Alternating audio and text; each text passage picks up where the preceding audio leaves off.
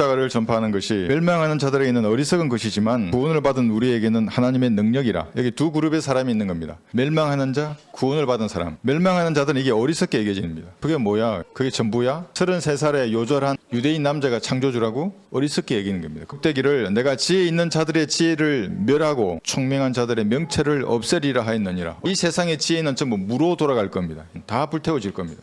이 교회 시대에 잘났고 똑똑하다고 하면서 은혜의 복음을 어리석다고 생각하는 사람들을, 그들의 지혜를 갈고리에서 하나님께서 멸하셨습니다. 지혜 있는 자가 있느냐? 학자가 어디 있느냐? 이 세상에 변론가가 어디 있느냐? 하나님께서는 이 세상의 지혜를 어리석게 만드신 것이 아니냐?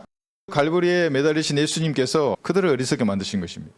하나님의 지혜에 있어서는 세상이 그 지혜로 하나님을 알지 못하였기에 하나님께서 복음 전파의 어리석음으로 있는 자들을 구원하시기를 기뻐하셨느니라. 복음을 우습게 여기지 그것으로 사람을 구원하는 걸 하나님 기뻐하시는 겁니다.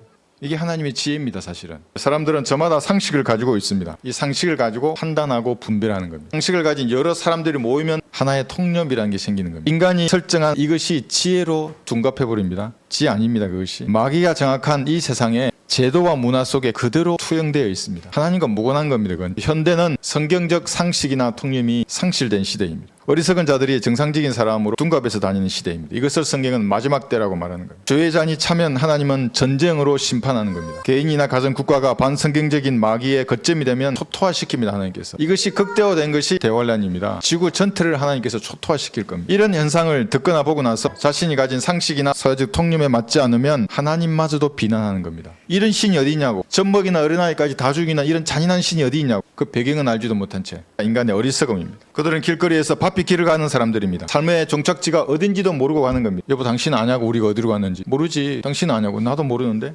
지옥으로 가는 사람들입니다. 전부.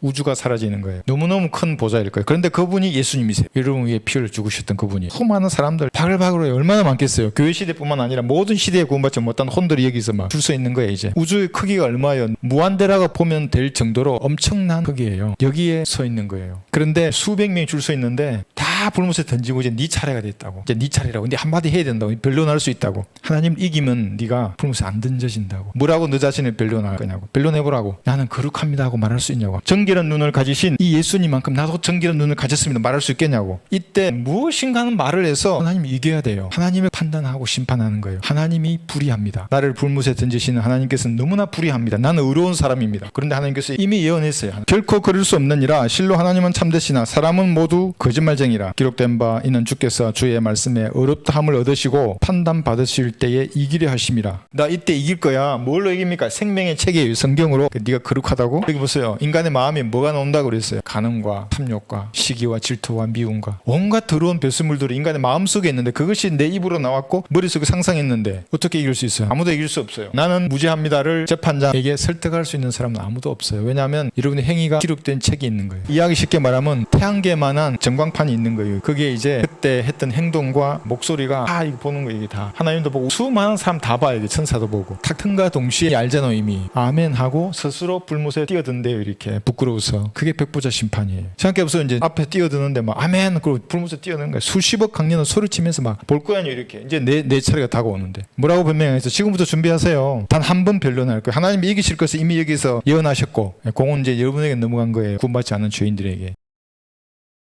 너희 저주받은 자들아 내게서 떠나 마귀와 그의 천사들을 위하여 준비한 영원한 불 속으로 들어가라. 영원한 불 속이에요. 창조주가 영원한 분노 가운데 던지는 거예요. 구원받지 않은 사람들은 전부 다 백보자 심판 앞에 설 거예요. 예외가 없어요. 누구든지. 절대 다수예요. 99%는 될 거예요. 아마. 이는 그들의 벌레가 죽지 아니하며 그들의 불도 꺼지지 아니할 것임이니 그들은 모든 육체의 가정함이 되리라. 얼마는 영원한 생명을 얻겠고 얼마는 수치와 영원한 모욕을 받으리라. 그 말의 의미가 자기 몸이 벌레가 되고 뱀이 되는 거예요. 구더기가 되는 거예요. 그게 수치예요. 이제 불못에 던져졌어요. 벌레들이 우글우글거려요. 여기 불못에 던져지면 이제 더 이상 말을 못해요. 입이 없어요. 녹아내려서. 눈으로 이제 보지도 못해요. 비명소리 듣지도 못해요. 정막이에요. 진짜 정막. 그런데 고통스러워요. 생각도 하는 거예요. 이 고통이 언제나 끝날까? 끝나지 않아요. 불못에서 우글거리는 거예요. 무엇을 가지고? 기억을 가지고 있는. 잔인하지 않아요 여러분? 그 잔인한 만큼 이 사랑이 숭고한 거예요. 이 사랑의 가치가 이것하고 같은 거예요. 그러니까 이것을 거부한 죄가 얼마나 무섭다는 것을 잘 몰라요 사람들이. 치명적인 실수를 한 사람들이.